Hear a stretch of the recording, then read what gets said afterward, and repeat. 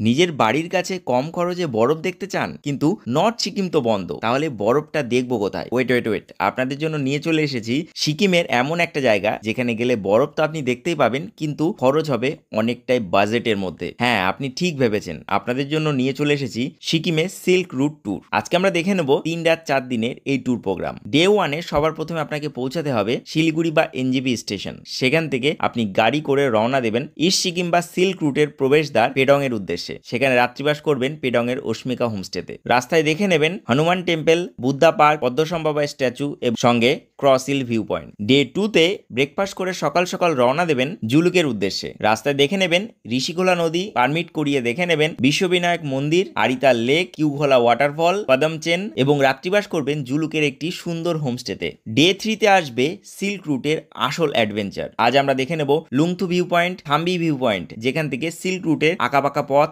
দেখা যায়। তারপর দেখে নেব নাথাং ভ্যালি, এই অংশের সব থেকে উচ্চতম জায়গা, এখানে ইন্ডিয়া চায়না যুদ্ধ হয়েছিল। তারপর দেখব ওল্ড বাবা মন্দির, পুপুপ লেক, ইয়াক গল্ফ কোর্স এবং নিউ বাবা মন্দির। তারপর সরাসরি চলে যাব নাথুলা পাস দেখতে। ইন্ডিয়া চায়না বর্ডার দেখার পর আমরা এখান থেকে রওনা দেব গ্যাংটকের উদ্দেশ্যে। রাস্তায় দেখে নেব ছাঙ্গু লেক। আজ সন্ধ্যায় গ্যাংটক পৌঁছে গ্যাংটকের এমজি মার্গটা সন্ধ্যেবেলায় ঘুরে নেব এবং রাত্রিবাস করব গ্যাংটকের হোটেলেই। ডে 4-এ গ্যাংটক থেকে রওনা দেব সোজা এনজিবি বা শিলিগুড়ির উদ্দেশ্যে এবং সেখান থেকে সোজা বাড়ির উদ্দেশ্যে। এই ট্যুর প্যাকেজটি যদি আপনি মাত্র 5,499 টাকায় করতে চান এবং বেস্ট এক্সপিরিয়েন্স অ্যাভেল করতে চান, তাহলে অবশ্যই যোগাযোগ করতে পারেন ভ্রমণ সাথী ট্যুরস অ্যান্ড ট্রাভেলসের সাথে। রিসেন্টলি এনাদের অফিস ওপেন হয়েছে। ওনাদের অফিস ভিজিট করলে আপনি কিন্তু পেয়ে যেতে পারেন আকর্ষণীয় অফার। ফ্রিতে ঘুরতে পারবেন উত্তরবঙ্গের বিভিন্ন জায়গা। তাহলে এক্ষুনি যোগাযোগ করুন ভ্রমণ সাথীর অফিসিয়াল নাম্বারে। আর এরকম ধরনের ভিডিও আপনার ফিডে বারবার পাওয়ার জন্য অবশ্যই কিন্তু আমাকে ফলো করে রাখুন।